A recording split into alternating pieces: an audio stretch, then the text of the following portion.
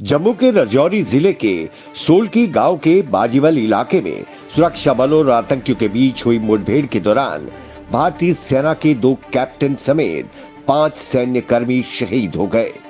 भारी गोलाबारी के बीच सुरक्षा बलों ने लश्कर तैयबा के टॉप रैंक आतंकवादी कमांडर कारी और उसके नापाक साथी को मार गिराया। तलाशी के दौरान इनके कब्जे से युद्ध जैसी भारी मात्रा में हथियार व गोला बारूद बरामद किया गया, जिसमें 2 AK-47 राइफल्स, 10 मैगजीन्स, एमुनिशन, कपड़े, दवाइयां आदि शामिल हैं।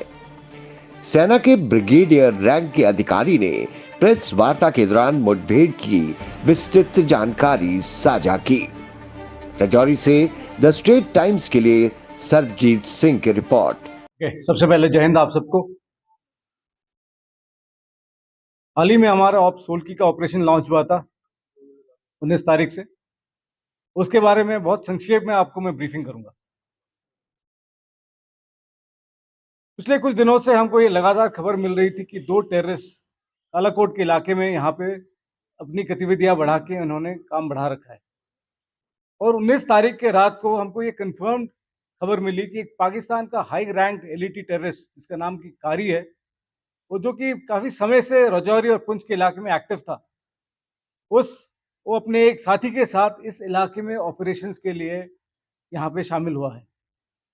इस खबर के आधार पे तुरंत सारे सिक्योरिटी फोर्सेस जहाँ पे शामिल राष्ट्रीय राइफल्स, जम्मू कश्मीर पुलिस और बाकी इंटेलिजेंसीज, उन्होंने तुरंत ऑपरेशंस को कारगर रूप में शामिल किया, प्लानिंग की और साथ ही साथ तुरंत अपनी एक्टिविटीज शुरू कर दिया उन्होंने।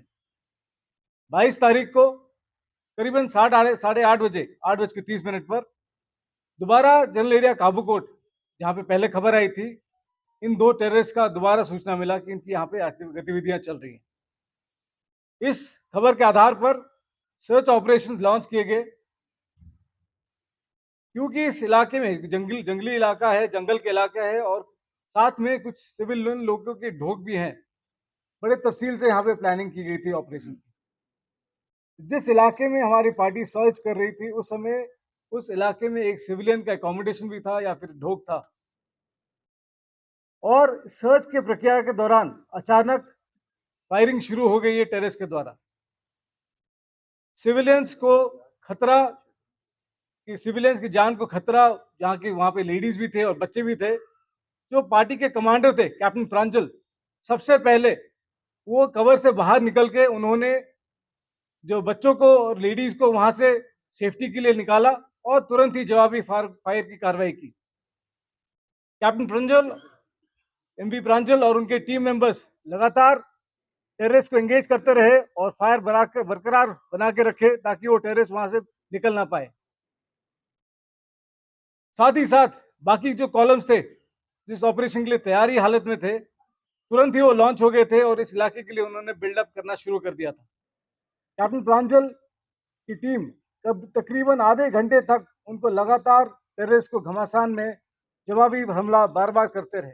इसी समय के दौरान एक बुलेट की वजह से जो उनको लगी अपने उनके सर पे लगी, इसकी वजह से उनको शहादत मिली और उन्होंने अपना सर्वोच्च बलिदान दिया।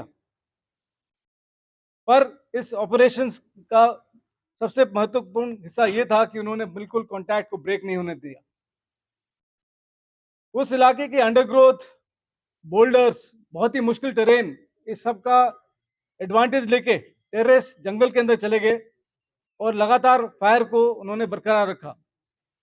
हमारे ट्रूप्स जिसमें कि शामिल है 9SF और 2SF, उन्होंने इस कांटेक्ट को बना के रखा और टेररिस्ट का सर हमेशा नीचे रखा। ये फायर फाइटिंग काफी समय तक चलता रहा और इस समय के दौरान धीरे धीरे करके हमारे स्पेशल फोर्सेस और हमारे बहादुर जवान इन टेररिस्ट के नजदीक आए। इस प्रक्रिया के दौरान हमारे 3 सोल्जर्स शुरू में घायल हो गए थे, उसके बाद में कंफर्म हो गया कि वो अपने चोट की वजह से उनका सैक्रिफाइस हो गया था। पर ये फायर फाइटिंग कंटिन्यू होता रहा और ये यकीन किया गया कि ये टेररिस्ट वहां से निकल ना पाए। जब तक ये ऑपरेशन आगे बढ़ता रहा, करीबन शाम का 17:30 बजे का समय हो गया था और अंदेशा था कि बहुत शीघ्र ही अंधेरा होने वाला है। और इसके वजह से साथ ही साथ एडिशनल ट्रूप्स की बिल्डअप और प्लानिंग करी गई थी ताकि फिर वहां से कोई निकल ना पाए। इसमें हमारे अन्य RR unit 54 RR, 2 SF, 63 RR, 9 SF सभी ट्रूप्स इंक्लूडिंग जेकेपी उन्होंने कॉर्डन को एस्टैब्लिश किया और यकीन किया कि उनकी पूरा अच्छी तरह से इस इलाके को कंट्रोल में हासिल कर सके। रात भर इस इलाके को यूएवी के द्वारा नाइट एनेबल्ड कैमरास और मॉडर्न इक्विपमेंट जो कि ऑपरेशन के लिए इस्तेमाल किए जा रहे थे उसके सहायता से इस इलाके पे अच्छी तरह से निगरानी बनी रखी गई और ये यकीन किया कि टेररिस्ट वहां से निकल ना पाए। 23 तारीख को सुबह फर्स्ट लाइट पे दोबारा सर्च की कार्रवाई को आगे बढ़ाया गया और इसमें करीबन 7:40 पर एक टेररिस्ट जो कि उस कॉर्डन के अंदर ही था पर निकलने की कोशिश कर रहा था, उसको हमारे पैराट्रूपर सचिन ने उसको उसको आइडेंटिफाई कर लिया और उसने तुरंत ही उसके ऊपर फायर डाला। सचिन के फायर के ऊपर टेररिस्ट ने भी जवाबी फायर किया और उस फायर के दौरान सचिन घायल हो गए। पर तुरंत ही 2 एसएफ और 9 एसएफ की बाकी टीम्स ने तुरंत ही बिल्डअप कर लिया था और ये फायर को लगातार बनाए रखा गया और तकरीबन 1330 बजे तक दूसरा टेररिस्ट भी एलिमिनेट कर दिया गया। इस ऑपरेशन में 5 शूरवीर captain Pranjal, captain Shubham, havildar Majid,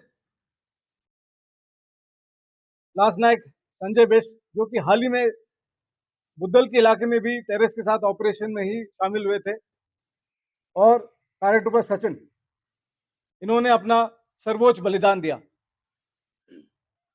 we are very proud of them. They fought well, they fought hard and they fought for their brothers. इन्होंने देश के सर्वोच्च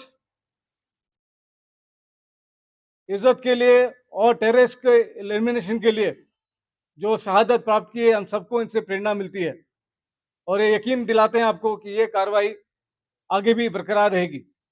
ये दोनों ही टेररिस्ट फॉरेन टेररिस्ट थे, जिनमें से एक था जो कि कारी था, वो बहुत ही वांटेड टेररिस्ट था और ये यकीन में आया है कि इन्होंने पाकिस्तान और अफगानिस्तान के इलाके में इन्होंने ट्रेनिंग हासिल की है और कारी एक आईडी एक्सपर्ट भी है और ये बहुत ट्रेन्ड स्नाइपर भी है।